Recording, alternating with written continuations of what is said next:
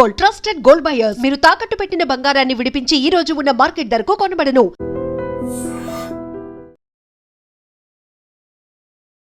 నమస్తే, నేను Kavitha. Welcome to I dream news and నిజాలు.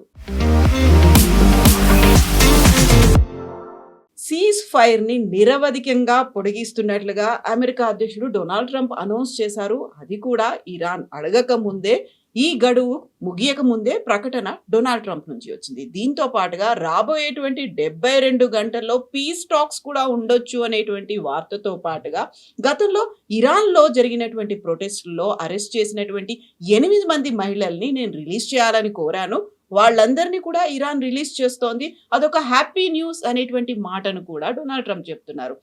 ఇంత గందరగోళమైనటువంటి పరిస్థితుల్లో గతంలో అరెస్ట్ అయిన వారి గురించి డొనాల్డ్ ట్రంప్ ఇప్పుడు ఎందుకు మాట్లాడుతున్నారు, అడుగుతున్నారు. నెక్స్ట్ ఏం జరగబోతుంది? మనతో పాటుగా ఉన్నారు సీనియర్ జర్నలిస్ట్ సురేష్ కొచ్చతిల్ గారు. సార్ నమస్తే. సో ఇరాన్ అడగలేదు, ఇరాన్ అలాగే స్ట్రాంగ్ గా ఉంది, అలాగే నిలబడింది, గట్టిగా పోరాడుతోంది. బట్ ఈ శాంతి ఒప్పందంతో పాటుగా సీజ్ ఫైర్ కి సంబంధించి గడువుని ఇంకా పెంచుతున్నాము, అది కూడా ఇండెఫినెట్ గా ఉంటుంది. ఎందుకు ఇలాంటి ప్రకటన? ఒక సీజ్ ఫైర్ ఎప్పుడైనా అనౌన్స్ చేసినప్పుడు కవిత గారు, దానికి ఒక డెడ్ లైన్ ఉంటుంది. 2 వారాలు, నెలనో, 2 నెలలనో, 6 నెలలు ఒక డెడ్ లైన్ ఉంటుంది. సీజ్ ఫైర్ అన్ని అప్పుడు దాకా ఉంటుందని. ఇండెఫినెట్ సీజ్ ఫైర్ అనేది ఇప్పుడు ఉండదు. ఫస్ట్ టైం మనం ఒక అమెరికన్ ప్రెసిడెంట్ దగ్గర నుంచి వింటున్నాం. మీకు గుర్తుంటుంది, దీనికన్నా ముందు 6 సార్లు సీజ్ ఫైర్ పొడిగించిన మనిషి డొనాల్డ్ ట్రంప్. ఇది 7వసారి. ఆయన ఎప్పుడు అంటారు, నేను ఒకసారి అన్నారు సివిలైజేషన్ని మొత్తం మాయం చేసేస్తాను, మళ్ళీ అన్నారు నేను మొత్తం బాంబులు ప్రతి మన రిఫైనరీని, పవర్ ప్లాంట్ని, రోడ్లని, బ్రిడ్జ్ని మొత్తం కొట్టేస్తా అన్నారు. దీనికన్నా ముందు కూడా చెప్పారు, ఈసారి కూడా చెప్పారు. సీజ్ ఫైర్ ఏ రోజు అయిపోతుందో ఆ రోజు ఇరాన్ సంతకం పెట్టకపోతే అంతే సంగతి. ఇప్పుడు ప్రెసిడెంట్ ట్రంప్ స్టేట్ చాలా వీక్గా అయిపోయింది. ఎందుకంటే మీరు అమెరికాలో ఉన్న పొలిటికల్ కామెంటరీ వింటే మీకు అర్థమైపోతుంది, ప్రెసిడెంట్ ట్రంప్కి దీని నుంచి బయటపడడానికి ఛాన్సే లేదు. ఇప్పుడు ఆయన ఏమనుకున్నారంటే పాకిస్తాన్ దీనికి ఇరాన్ని తీసుకొచ్చి కూర్చోబెట్టి మాట్లాడి సంతకం పెట్టేస్తున్నా అనుకున్నారు, ఎస్పెషలీ యురేనియం మీద, స్ట్రెయిట్ ఆఫ్ హార్మస్ మీద. కానీ ఇరాన్ ఉల్టా గేమ్ ఆడారు. ఇరాన్కి ఒక లాజిక్ ఉంది, ఈ యుద్ధంలో మేము ఎన్ని రోజులైనా వీ కెన్ డ్రాగ్ ఇట్, ఎన్ని రోజులను గుంజుకొని తీసుకెళ్ళచ్చు మేము. దీనికి ఒక కారణం ఉంది. ఇరాన్ ఇరాక్ యుద్ధం జరిగినప్పుడు సద్దాం హుసేన్తో 8 సంవత్సరాలు ఇరాన్ యుద్ధంలో వాళ్ళు అన్ని నష్టాలు సహించారు, చాలా మటుకు. I think almost 10 million people were killed, 10 million మంది చనిపోయారు ఆ యుద్ధంలో. ఇరాన్ ఎకానమీ మొత్తం ధ్వంసం అయిపోయింది. కానీ ఇరాన్ అప్పుడు కూడా బయటపడ్డారు. వాళ్ళు గెలవలేదు, ఎవరు గెలవలేదు అంటే, కానీ దే సర్వైవ్డ్. వాళ్ళు ఏమంటున్నారంటే ఇదైతే 55 రోజులే అయినాయి కదా, మేమైతే అక్కడ 8 సంవత్సరాలు మేము పోరాటం చేస్తాం, ఇస్ నథింగ్. అమెరికా ఏమనుకుంటున్నారంటే, ఇరాన్ ఫస్ట్ వాళ్ళు అనుకున్నారు ఇరాన్ మీద ఎయిర్ క్యాంపెయిన్ చేసిన తర్వాత నేవల్ క్యాంపెయిన్ చేస్తే ఇరానియన్ రెజీమ్ పడిపోతుంది, ఇరాన్ సరెండర్ అయిపోతారు. అది జరగలేదు, మనకు అందరు తెలిసిందే. జరగలేదు ఒకటే కాదు, ఇరాన్ దాని నుంచి ఒక అసిమెట్రిక్ వార్ఫేర్ వాళ్ళు ఆడారు, మన అందరు చూసాం, డ్రోన్లతో సహా, మిసైల్తో సహా. అమెరికా కూడా వాళ్ళ టెక్నాలజీ యూజ్ చేసి ఇరాన్ మీద కావాలన్నా ఆల్మోస్ట్ 11,500 రైడ్స్ చేశారు, అటాక్స్ ఇజ్రాయెల్తో. దాంతో 3,000 అటాక్స్ ఇజ్రాయెల్ చేశారు, 8,000 అమెరికా వాళ్ళు చేశారు. అమెరికా దగ్గర ఇప్పుడున్న లేటెస్ట్ పెంటగన్ బ్రీఫింగ్లో కూడా వాళ్ళు డినై చేయలేదు, కానీ చాలా క్లియర్గా ఏం చెప్తున్నారంటే మా దగ్గర ఇప్పుడు స్టాక్ పైల్స్, అంటే మా దగ్గర ఉన్న మిసైల్, మా వేర్ హౌస్లో ఉన్న మిసైల్స్ అన్ని తగ్గిపోయింది, క్వాంటిటీ తగ్గింది, దాని ప్రొడక్షన్ నడుస్తుంది. మాకు ఇంకొక 2-3 వారాలు కావాలి ఫుల్ లోడ్ తీసుకోవడానికి. నెక్స్ట్ ఒక యుద్ధం ఉంటే మా దగ్గర అన్ని ఆయుధాలు లేవు, అయితే అడ్డుకోవడానికి, లేకుంటే అఫెన్సివ్ ఆర్ డిఫెన్సివ్. సో దానికి మాకు 2-3 వారాలు కావాలి. దానికోసం ప్రెసిడెంట్ ట్రంప్ ఈ సీజ్ ఫైర్ ఎక్స్టెండ్ చేశారని అమెరికాలో ఉన్న డిఫెన్స్ అనలిస్ట్ చేస్తున్న కామెంటరీ. బహుశా అది కరెక్ట్ ఉండొచ్చు, ఎందుకంటే దీనికన్నా ముందు కూడా అమెరికా చెప్పారు మా దగ్గర స్టాక్ పైల్ తగ్గిందని. పీట్ హెస్గెత్ని ఒక ప్రెస్ కాన్ఫరెన్స్లో అడిగారు, ఆయన డైరెక్ట్లీ డినై చేయలేదు, మా దగ్గర కావాల్సినంత మా దగ్గర ఉందన్నారు. But that is not a real answer అన్నమాట. ప్రెసిడెంట్ ట్రంప్ ఇప్పుడు ఈ సీజ్ ఫైర్ని పొడిగించారు. ఇరాన్ అంటున్నారు మేము అడగలేదు. At the same time America blockade చేస్తున్నారు గల్ఫ్ ఆఫ్ ఒమాన్లో, అరేబియన్ సీలో మా షిప్స్ మీద దాడి చేస్తున్నారు, మా షిప్స్ని క్యాప్చర్ చేస్తున్నారు. సో మేము ఈ సీజ్ ఫైర్ని అంగీకరించాము. అమెరికానే we will not allow straight of Hormuz to be open. In fact yesterday మీకు గుర్తుంటుంది, దానికన్నా 2 రోజుల ముందు ఒక 2 ఇండియన్ షిప్స్ మీద దాడి చేశారు ఇరానియన్ రెవల్యూషనరీ గార్డ్. నిన్న 3 షిప్ల మీద దాడి చేశారు. దాంట్లో 2 వాళ్ళు క్యాప్చర్ చేసుకొని బందర్ అబ్బాస్కి తీసుకెళ్లారు, వాళ్ళ main port strait of Hormuz అవతల. So they have taken it to Bandar Abbas. కానీ యుఎస్ రియాక్ట్ కావట్లేదు. నిన్నదాకా ప్రెసిడెంట్ ట్రంప్ ఏ ప్రెస్ కాన్ఫరెన్స్లో అయినా చెప్తుంటారు ఇరాన్ లీడర్షిప్ లేదు, మేము మొత్తం లీడర్షిప్ని ధ్వంసం చేశాం. ఇప్పుడు ఆయన అంటున్నారు చేసిన పాసిబిలిటీ తప్పైంది మా దగ్గర, ఎందుకంటే మాకు మాట్లాడడానికి ఇప్పుడు ఎవరు లేరు మా దగ్గర, ఎవరితో మాట్లాడాలని మాకు అర్థం కావట్లేదు. వాళ్ళ దగ్గర ఉన్నది 3, వాళ్ళ ప్రెసిడెంట్ పెస్కేసియన్, గాలిబాఫ్ వాళ్ళ స్పీకర్, అండ్ అరగాచి వాళ్ళ ఫారెన్ మినిస్టర్. వీళ్ళు 3 ఉన్నారు. కానీ మీ 3లో it is the speaker of the parliament, okay, Ghalibaf. ఆయనే డిసిషన్ తీసుకోవడానికి కొంచెం కేపబుల్ ఉన్నారు, ఎందుకంటే ఆయన ఫార్మర్ ఐఆర్జీసీ సీనియర్ కమాండర్ ఆయన. కానీ ఆయన కూడా they have to check with IRGC. So ఇరాన్లో ఏం జరిగిందంటే అక్కడున్న రిలీజియస్ లీడర్స్ని ఐఆర్జీసీ పక్కన పెట్టి ఐఆర్జీసీ హస్ టేకన్ ఓవర్. దీనికన్నా ముందు కూడా మనం ఈ యుద్ధం మొదలైనప్పుడు ఫస్ట్ సెకండ్ వీక్లో ఐఆర్జీసీ స్ట్రక్చర్ గురించి మాట్లాడాం. 1979లో ఇరానియన్ రెవల్యూషన్ జరిగినప్పుడు అప్పుడున్న ఇరానియన్ ఆర్మీ, ఇప్పుడు కూడా ఉన్నారు వాళ్ళు, ఆల్మోస్ట్ 6 లక్షల మంది ఉన్నారు. ఇరానియన్ ఆర్మీకి ట్రైనింగ్ ఇచ్చిందంతా యుఎస్ చాలా సంవత్సరాల నుంచి. షా ఆఫ్ ఇరాన్ ఉన్నారు అప్పుడు, రజా పేల్వి, ట్రైనింగ్ మొత్తం యుఎస్ ఇస్తున్నారు, యుఎస్ ఆర్మీ. సో ఖొమేనీకి డౌట్ ఉండే ఈ యుఎస్ ఆర్మీ ట్రైనింగ్ ఇచ్చిన ఇరానియన్ ఆర్మీ మా మీద రేపు ఒక కూ చేసేస్తారు, మమ్మల్ని తీసి పక్కన పడేస్తారు, మమ్మల్ని చంపేస్తారు కావాలంటే. ఖొమేనీకి ఒక డౌట్ ఉండే. ఆయన ఒక కొత్త ఆర్మీని రైజ్ చేసిండు, that is IRGC, Iran revolutionary guard corps. ఆ ఐఆర్జీసీలో 150,000 మంది ఉన్నారు. వాళ్ళతో పాటు కూడా మనం మాట్లాడడం దేనికన్నా ముందు బసీజ్ అని చెప్పి వాళ్ళ దగ్గర ఒక పారామిలిటరీ ఫోర్స్ ఉంటుంది.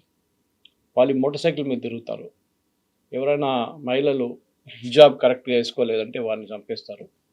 ఎవరైనా ఇండిపెండెంట్గా రోడ్డు మీద నడుస్తున్నా అంటే వాళ్ళని కూడా కొడతారు, అన్నీ చేస్తారు వాళ్ళు. They are like a moral brigade అన్నమాట ఐఆర్జీసీ కోసం. సో ఈ ఐఆర్జీసీకి ఆయుధాలు కానీ, లేటెస్ట్ వెపనరీ కానీ, లేటెస్ట్ టెక్నాలజీ అంతా ఇచ్చారు ఇరానియన్ రెజీమ్. అదే టైంలో ఇరానియన్ ఆర్మీకి ఇవ్వలేదు. ఇరానియన్ ఆర్మీ అనేది 40 నుంచి 50% మంది, ఆల్మోస్ట్ హాఫ్ కాన్స్క్రిప్ట్స్ అంటారు మనం. అది ఫోర్సిబుల్లీ మీరు రోడ్ మీద నడుస్తుంటే మిమ్మల్ని పట్టుకుపోయి ఆర్మీలో వేసేస్తారు. Okay, forcible. ఇది మన సెకండ్ వరల్డ్ వార్ కూడా నడిచింది, ఫోర్సిబుల్ కన్స్క్రిప్షన్. అది తర్వాత మనం చూసాం యూక్రెయిన్లో కూడా ఉండే కొంచెం మటుకు. రష్యాలో జరిగిందంటున్నారు తెలియదు, కానీ మన వైపు నుంచి కొంత ఇండియన్స్ తీసుకెళ్ళి అక్కడ ఆర్మీలో జాయిన్ చెప్పి కొంతమంది చనిపోయారు కూడా. కన్స్క్రిప్షన్ అనేది సెకండ్ వరల్డ్ వార్ నుంచే వస్తుంది. అది ఈ కన్స్క్రిప్ట్స్ ఎప్పుడు వాళ్ళ ఓపెన్ మైండ్తోనే వెళ్ళలేదు, వాళ్ళని ఎవడో తీసుకెళ్ళి గుంజి దాంట్లో పడేశారు అంతే, ఫోర్సిబుల్గా. సో వాళ్ళకి ఎప్పుడు ఒక ఎక్కడి నుంచి పారిపోవాలని ఉంటుంది. సో ఇరానియన్ ఆర్మీలో ఇప్పుడున్న చాలా మటుకు కాన్స్క్రిప్ట్స్ వాళ్ళ వైపు నుంచి వచ్చిన 2-3 సంవత్సరాలుగా ఇరానియన్ ఆర్మీలో ఉన్నారనుకోండి, వాళ్ళు బహుశా ఇప్పుడు పారిపోతారు. ఇరానియన్ రెవల్యూషనరీ గార్డ్స్లో కూడా 30% మంది కాన్స్క్రిప్ట్స్ ఉన్నారు.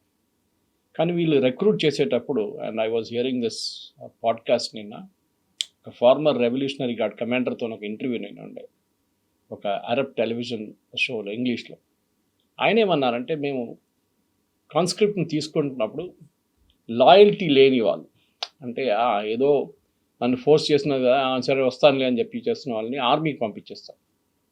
కానీ హార్డ్ కోర్ ఎస్ మనం ఇరాన్ కోసం పోరాటం చేస్తాం, మేము చేస్తాంలే అని చెప్పిన వాళ్ళని తీసుకెళ్ళి రెవల్యూషనరీ గార్డులు వేసేస్తున్నారు.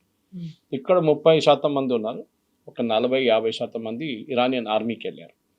మిగతా 5-6% మంది బసీజ్లు వేసేస్తారు, వీళ్ళ పారామిలిటరీ ఫోర్స్. సో ఇది కాంపోజిషన్ వీళ్ళది. ఇది ఎందుకు చెప్తున్నా అంటే, ఇప్పుడు ప్రెసిడెంట్ ట్రంప్, అమెరికాలో ఉన్న అందరు అనలిస్ట్ ఏమంటున్నారంటే, ఇరాన్లో ఒక స్ప్లిట్ జరిగింది, వాళ్ళ రూలింగ్ ఎలీట్లో ఒక స్ప్లిట్ ఉంది.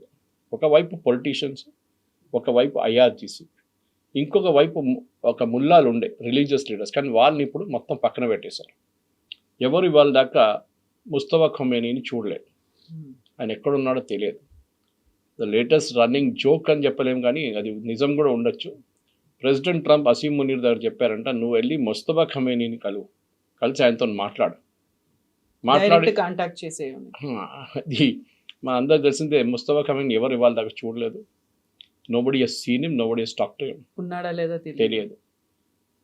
రెండో పార్ట్ ఉండొచ్చు, ఆయన ఎక్కడున్నారని తెలిసిపోతే లొకేషన్ తెలిసిపోతుంది, అమెరికన్స్ మళ్ళీ ఇంకొక బాంబు కొట్టి ఆయన కూడా ఫినిష్ చేసేద్దాము. ఇది ఇట్లా ఉంటే ఇప్పుడు అమెరికాలో కూడా అమెరికన్ సెక్యూరిటీ ఆఫీషియల్స్, వాళ్ళ ఇంటెలిజెన్స్ ఆఫీషియల్స్ కూడా అందరు ఏదంటున్నారు అంటే, ఇప్పుడు ఐఆర్జీసీ టోటల్ కమాండ్లో ఉన్నారు. ఇక్కడ వాళ్ళ ఫార్మర్ ఖుద్స్ ఫోర్స్ అని వాళ్ళ వైపు ఒక ఫోర్స్ ఉండే, Khud force, QUDS. Khud force వాళ్ళ కమాండర్ ఇప్పుడు ఐఆర్జీసీ కమాండర్గా వచ్చారంట కొత్తగా. ఆయన ఈ నిర్ణయాలన్నీ తీసుకుంటున్నాడు, ఈ షిప్స్ని సీజ్ చేయడం అంతా. ఎందుకంటే ఐఆర్జీసీ స్ట్రక్చర్ చాలా మటుకు డీసెంట్రలైజ్ స్ట్రక్చర్. దానికోసం వాళ్ళు ఎన్ని రోజులు పోరాటం చేయగలరు. వాళ్ళు సెంట్రల్ ఫోర్స్ ఉంటే మీరు సెంట్రల్ ఫోర్స్ని కొట్టేస్తే మొత్తం ఆపరేషన్స్ అంతా ఆగిపోతుంది. కానీ వీళ్ళ దగ్గర ఉన్న 38 జిల్లాలు అని చెప్పొచ్చు ఇరాన్లో. ప్రతి జిల్లాకు ఒక కమాండర్ పెట్టేసి వాళ్ళ కింద ఆయుధాలు, ట్రైనింగ్, పర్సనల్, డబ్బులు కావాలంటే డబ్బులు అన్నీ ఇచ్చారు వాళ్ళకి. సో వాళ్ళు ఇవాళ దాకా that is why they are able to stay. మీకు గుర్తుంటుంది, ట్రంప్ ఎప్పుడు చెప్తుంటారు వాళ్ళకి నేవీ లేదు, ఎయిర్ ఫోర్స్ లేదు, ఆర్మీ లేదు, లీడర్ లేవు అని. ఈ ఇండియన్ షిప్స్ మీద కొట్టింది కూడా Iranian gun boats. That mean they are active. Navy ఉంది వాళ్ళకి. అది అటువైపు నిన్న కొట్టిన 2 షిప్ మీద కూడా ఇరానియన్ గన్ బోట్స్ చేశారు. అండ్ ప్రెస్ స్టేట్మెంట్లో చాలా క్లియర్గా ఐఆర్జీసీ చెప్తున్నారు, ఇరానియన్ నేవీ అని చెప్తున్నారు కావాలని చెప్పి. సో నేవీ ఉందా అంటే ఎస్, నేవీ ఇస్ దేర్. అది ఎవరు నడిపిస్తున్నారో తెలియదు. యుఎస్ ఎందుకు ఏం చేయకుండా కూర్చున్నారు ఈ షిప్స్ మీద దాడి చేస్తున్నప్పుడు? Why is US not protecting the ships? అదొక పెద్ద ప్రశ్నగా మారిపోయింది. బహుశా American president Donald Trump idea ఏంటంటే దీని నుంచి ఎట్లైనా బయటపడాలి. ఆయన చాలా రోజులు ట్రై చేస్తున్నారు, కాట్లేదు. అసీం మునీర్ ఒక డబుల్ గేమ్ ఆడారని చెప్పి ఇవాళ పొద్దున ఇరానియన్ ఒఫీషియల్ స్టేట్ మీడియాలో ఒక స్టేట్మెంట్ వచ్చింది. చాలా డేంజరస్ యాక్చువల్లీ అసీం మునీర్కి. నెక్స్ట్ టైం ఇరాన్కి వెళ్తే ఆయన బహుశా అక్కడి నుంచి వాళ్ళు మాయం చేసేస్తారు ఆయన్ని. అసీం మునీర్కి వీళ్ళు కొన్ని పాయింట్స్ ఇచ్చారంట. మీకు గుర్తుంటుంది, ప్రెసిడెంట్ ట్రంప్ చెప్పారు ఇరానియన్ లీడర్షిప్, ఒక అసీం మునీర్ అడిగారు సీజ్ ఫైర్ కావాలండి, నేను ఇరానియన్ లీడర్షిప్ని కన్విన్స్ చేసి ఒక ఆర్మీని, ఈ పొలిటీషియన్స్ ఇద్దరు కూర్చోబెట్టి ఒక కామన్ లిస్ట్ ఆఫ్ డిమాండ్స్ మీకు తీసుకొస్తాను. Actually list of demands already వెళ్ళిందంట. అసీం మునీర్ మొన్న 4 రోజుల ముందు తిరిగి పాకిస్తాన్కి వెళ్ళినప్పుడు ఆ లిస్ట్ ఆయన దగ్గర ఉండే, కానీ ఆయన అమెరికన్స్ ఇప్పుడు దాకా ఆ లిస్ట్ ఇవ్వలేదు. మన దగ్గర ఇవాళ ఇండియన్ న్యూస్ ఛానల్స్ కూడా ఈ న్యూస్ వచ్చింది. అండ్ ఇరానియన్ స్టేట్ టెలివిజన్లో they have confirm that Asim Munir ఒక డబుల్ గేమ్ ఆడుతున్నారు మాతోనే. బహుశా అసీం మునీర్కి భయం ఉంటుంది. ప్రెసిడెంట్ ట్రంప్కి ఈ స్టేట్మెంట్ ఇస్తే, ఈ పాయింట్స్ ఆఫ్ డిమాండ్ ఇస్తే ఆయన అసీం మునీర్ని క్లాస్ తీసుకుంటాడు. దానికోసం మొన్న president Trump made a tweet and truth సోషల్లో పోస్ట్ వేసేసారు, it is time for Asim Munir to deliver. ఇప్పుడు మీకు అర్థమవుతుంది why Oman never got involved. Egypt ఎందుకు రాలేదు, తుర్కీ ఎందుకు రాలేదు దీంట్లో పీస్ టాక్స్లో. వాళ్ళకి తెలుసు ఇది ఇక్కడే ఎండ్ అవుతుంది. ఈలో ఇరాన్ ఇంకా రాకపోతే ఆర్ ఇరాన్ని కన్విన్స్ చేయకపోతే ప్రెసిడెంట్ ట్రంప్ అసీం మునీర్ని కరేపాకు పడేస్తున్నట్లు పక్కన పడేస్తాడు అంతే. ఒకవేళ పీస్ టాక్స్ కనుక సక్సెస్ఫుల్గా అయితే వచ్చే బెనిఫిట్స్ గురించి ఆలోచించుకున్నారు తప్ప, ఒకవేళ కాకపోతే ఎంత ప్రెషర్ పెడతారు, ఏం జరుగుతుంది అనేది ముందే ఊహించలేదా పాకిస్తాన్? ఊహించలేదు. అండ్ వాళ్ళకేంటంటే వాళ్ళకి ఒక ఇంటర్నేషనల్ క్రెడిబిలిటీ కావాలంటే. మీకు గుర్తుంటుంది సోవియట్స్ వచ్చినప్పుడు ఆ టైంలో గుల్బుద్దీన్ హెక్మతియార్ వీళ్ళందరూ ఉన్నారు, అంటే రెబెల్ ఫోర్సెస్గా చాలామంది ఉన్నారు. Even Northern Alliance Ahmad Shah Massoud. Pakistan ఆ టైంలో చాలా క్రూషియల్ రోల్ ప్లే చేశారు యుఎస్ కోసం. యుఎస్ ఎప్పుడు పాకిస్తాన్ని వాడుకున్నారు. అది మీరు సోవియట్ కోల్డ్ వార్ టైం నుంచి చూడండి, మీకు కనిపిస్తుంది. ఫస్ట్ సోవియట్స్ వచ్చినప్పుడు పాకిస్తాన్కి F-16లు డబ్బులు విపరీతంగా ఇచ్చారు అమెరికా. కానీ ఏ రోజు సోవియట్స్ పారిపోయారు, that day America stopped funding. అప్పుడు మళ్ళీ అల్ ఖైదా అండ్ తాలిబాన్ అక్కడ కనిపించారు. వాళ్ళు పెద్ద హెడ్ లాస్ట్లో వాళ్ళు 9/11 చేసినప్పుడు అమెరికాలో అల్ ఖైదా, మళ్ళీ అమెరికా తిరిగి వచ్చారు వాళ్ళని కొట్టడానికి. మీకు గుర్తుంటుంది బొరా బొరా కేవ్స్ అని కేవ్స్ ఉంది ఆఫ్ఘనిస్తాన్లో, అక్కడ దాచుకున్నారు మన ఒసామా బిన్ లాడెన్. లాస్ట్ మనందరూ తెలుసు ఒసామా బిన్ లాడెన్ దొరికింది పాకిస్తాన్లోనే. Whereas America was searching for him in Afghanistan. Hmm. Pakistan ఏం చెప్పారంటే ఈయన ఆఫ్ఘనిస్తాన్లో ఉన్నారు, బోరా బోరా కేవ్స్లో ఉన్నారు, మీరు అక్కడే కొట్టండి అని అమెరికా వాళ్ళు వారం 2, 3, 4 వారాలు బాంబింగ్ చేశారు అక్కడ. కానీ ఒసామా బిన్ లాడెన్ అక్కడ లేరు. పాకిస్తాన్లో ఉన్న ఇంటెలిజెన్స్ ఏజెన్సీస్ ISI ఆయన్ని అటోబాబాద్కి తీసుకొచ్చారు, పాకిస్తాన్కి తీసుకొచ్చి ఒక సేఫ్ హౌస్లో పెట్టారు, ఎవరికి తెలియకుండా. దాని తర్వాత 190 మంది ISI ఇంటెలిజెన్స్ ఆఫీసర్స్ని అక్కడ అల్ఖైదా వాళ్ళ మీద దాడి చేస్తారని తెలిసినప్పుడు వాళ్ళని ఓవర్ నైట్ ఒక 10 హెలికాప్టర్స్లో ఎయిర్ లిఫ్ట్ చేసి పాకిస్తాన్కి తీసుకొచ్చారు. అది ఎందుకంటే వాళ్ళు అక్కడ ఉంటే వాళ్ళని డెఫినెట్గా చంపేస్తారు. సో పాకిస్తాన్ రోల్, అమెరికా ఎప్పుడు పాకిస్తాన్ని వాడుకున్నారు, ఇది మనం పర్వేజ్ ముషర్రఫ్ స్టేట్మెంట్లో మీకు తెలుసు. జియాల్ హక్తోని పాకిస్తాన్ ఆర్మీ చీఫ్తోని అమెరికాకి చాలా మంచి రిలేషన్షిప్ ఉంది.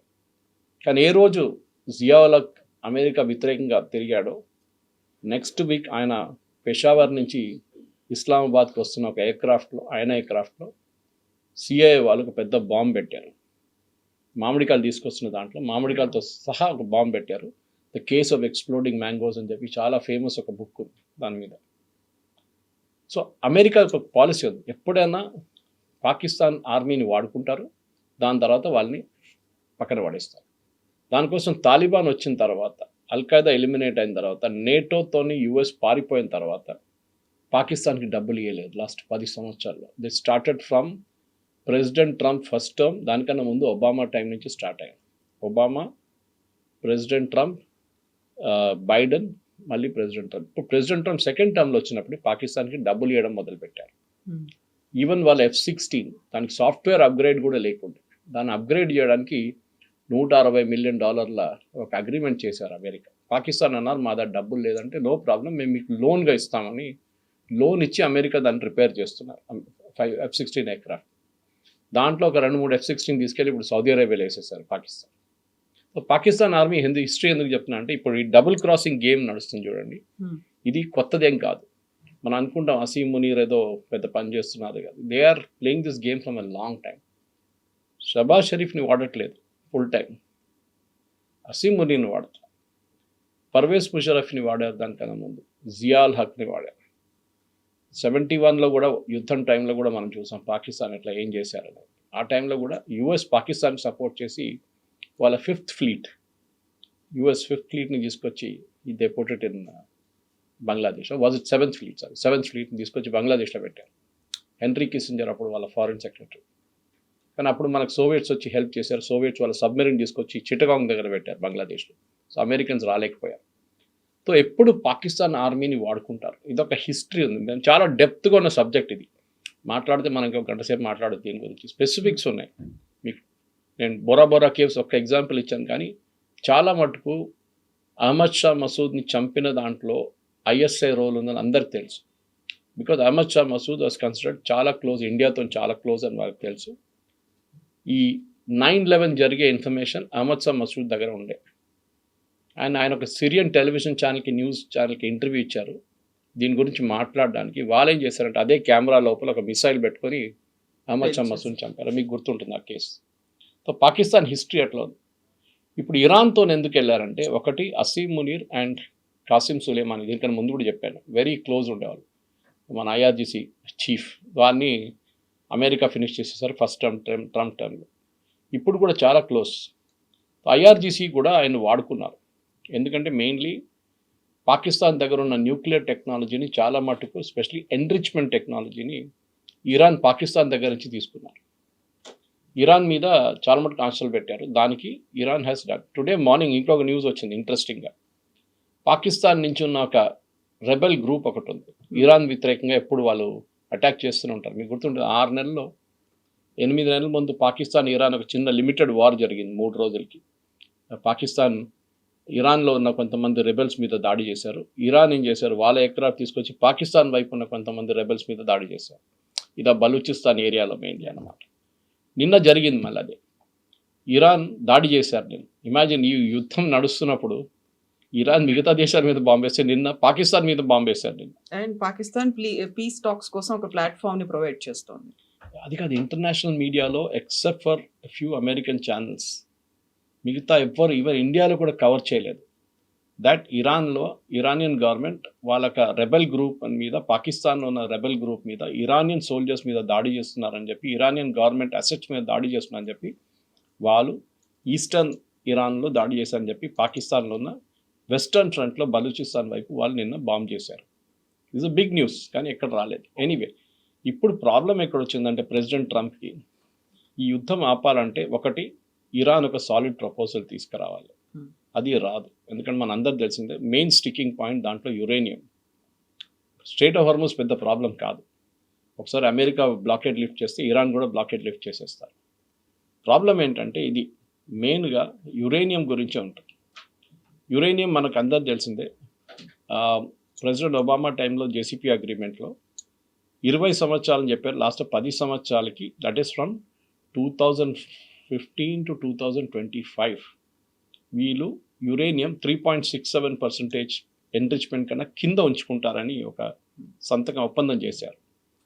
That is a very good agreement actually. కానీ ప్రెసిడెంట్ ట్రంప్ 2018 రాగానే ఆ అగ్రిమెంట్ కింద పడేశాడు, నాట్ వర్కింగ్ అని చెప్పేసి. లేకుంటే 2025 లాస్ట్ ఇయర్ దాకా the agreement would have continued. ఇరాన్కి ఎప్పుడు ఆ న్యూక్లియర్ కేపబిలిటీ రాకపోతుంది. కానీ మూమెంట్ ప్రెసిడెంట్ ట్రంప్ ఈ డాక్యుమెంట్ కింద పడేశారు 2018లో, Iran started increasing enrichment.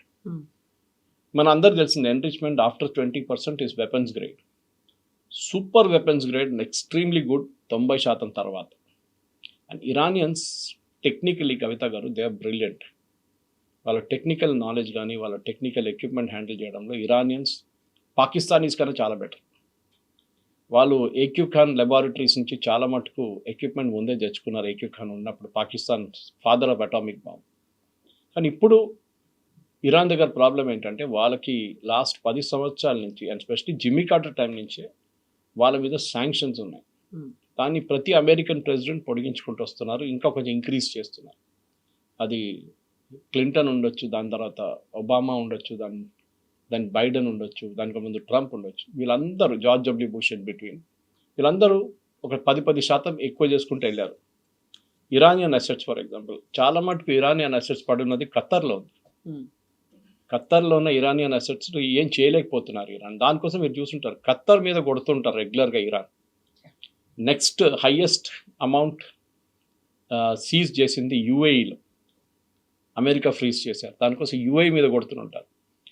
In fact ఇదంతా చెప్తున్నప్పుడు నిన్న ఒక ఇంట్రెస్టింగ్ జర్మన్ టెలివిజన్, దాని తర్వాత ఈవెన్ అల్ జజీరాలో కూడా వచ్చింది న్యూస్ వచ్చింది. ఏంటంటే యుఏఈ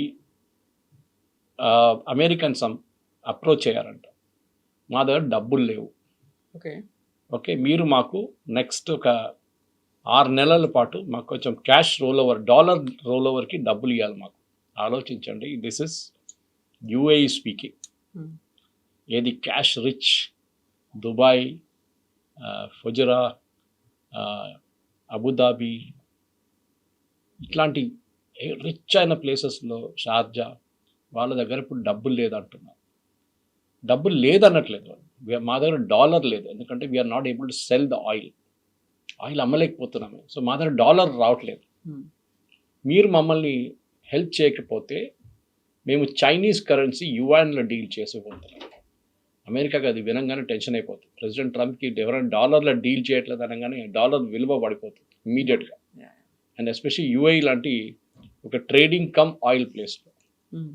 ఈ పరిస్థితిలో నిన్న వాళ్ళ ట్రెజరీ సెక్రటరీ కూడా నిన్న స్టేట్మెంట్ ఇచ్చారు కాంగ్రెషనల్ కమిటీకి, దట్ ఎస్ ఫస్ట్ మేము అందరూ రూమర్ అనుకున్నాం, ఇదంతా it is like a joke. నా కొంతమంది ఫ్రెండ్స్ ఉన్నారు, వాళ్ళ దగ్గర అడిగాను, యుఏఈ నుంచి ఉన్న వాళ్ళ దగ్గర మెసేజ్ పంపించాను నేను, ఏంటయ్యా మీరు ఇది ఏమైపోయిందంటే వరల్డ్ బ్యాంక్ వెళ్ళి అప్వార్డ్ అట్లా అయిపోయింది, ఇది ఏమవుతుందంటే వాళ్ళు ఫస్ట్ డినై చేశారు, తర్వాత వాళ్ళు కూడా అన్నారు పాసిబుల్.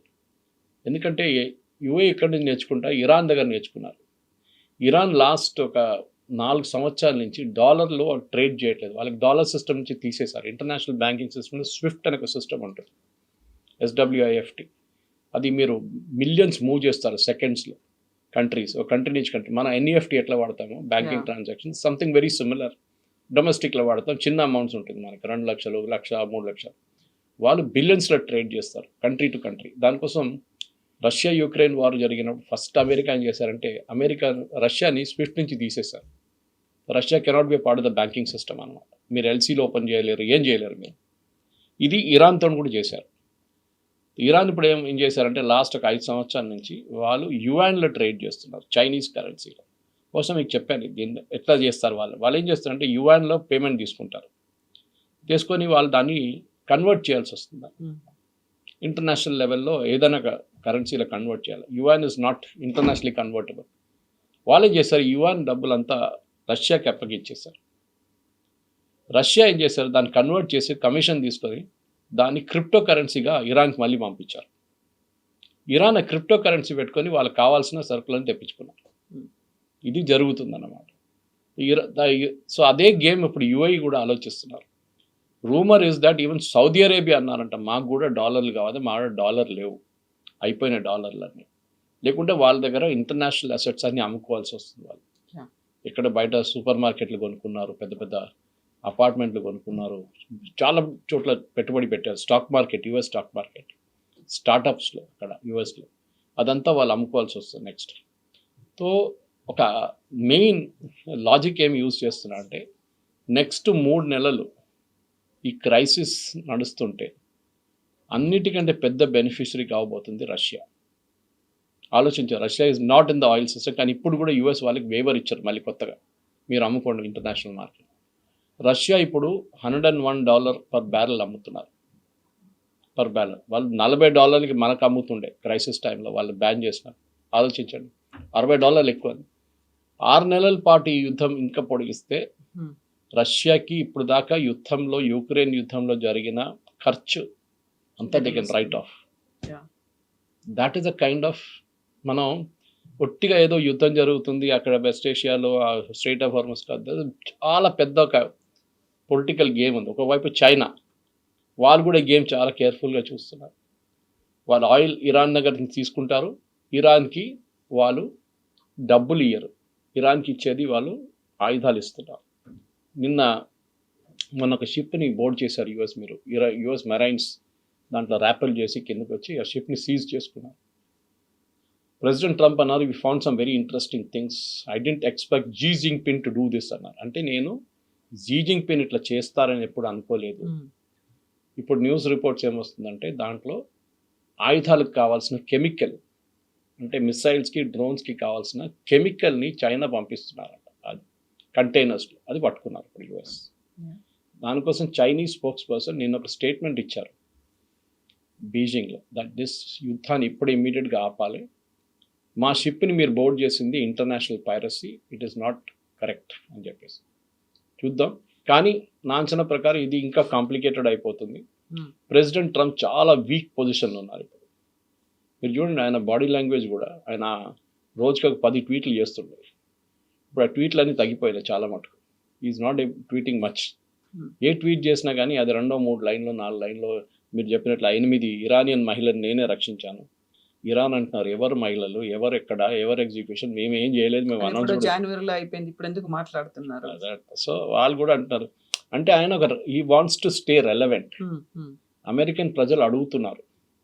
అమెరికాలో మిడ్ టర్మ్ పోల్స్కి క్యాండిడేట్ సెలెక్షన్ ఇంకా 2-3 నెలల్లో మొదలైపోతుంది. ఆల్రెడీ వర్జీనియా లాంటి ప్లేసెస్లో నిన్న కొన్ని సీట్స్ ఇంక్రీజ్ చేసుకున్నారు, మీరు చూసుంటారు. దాని వ్యతిరేకంగా కూడా ఆయన ట్వీట్ చేశారు. ఓకే, వర్జీనియాలో రిపబ్లికన్స్ పొద్దున్నుంచే గెలుస్తున్నారు, సాయంత్రం దాకా కాగానే డెమోక్రాట్స్ గెలిచారు, ఇదంతా ఓట్ చోరీ అని చెప్పి ఆయన కూడా ఒక ఓట్ చోరీ అక్కడ పెట్టాడు. వాళ్ళ కౌంటింగ్ సాయంత్రం నుంచే మొదలవుతుంది, ఈయన పొద్దున్నుంచే మొదలైంది అంటున్నాడు కౌంటింగ్. ఎనీవే, అది వాళ్ళ లోకల్ పాలిటిక్స్, కానీ అది పెద్ద politics. Number of seats increase చేస్తున్నాం, మన డీలిమిటేషన్ లాగా. They are increasing the number of seats ప్రతి స్టేట్లో, యుఎస్ స్టేట్లో. అది ఫైనల్ అవుట్కమ్లో మీ కాంగ్రెషనల్ పోల్స్లో చాలా మటుకు పెద్ద రోల్ ప్లే చేయబోతున్నారు అన్నమాట. ఇప్పుడు ప్రెసిడెంట్ ట్రంప్ మీరు చూడండి, లాస్ట్ 3 రోజుల్లో is unusually very quiet. President Trump is more interested in the ballroom అంటున్నాడు. అక్కడ బాల్ రూమ్ రీకన్స్ట్రక్షన్ నడుస్తుంది వైట్ హౌస్లో, దాని మీద ఆయనకి ఎక్కువ ఇంట్రెస్ట్ ఉంది, యుద్ధంలో ఉన్న ఇంట్రెస్ట్ అంతా పోయింది అంటున్నారు.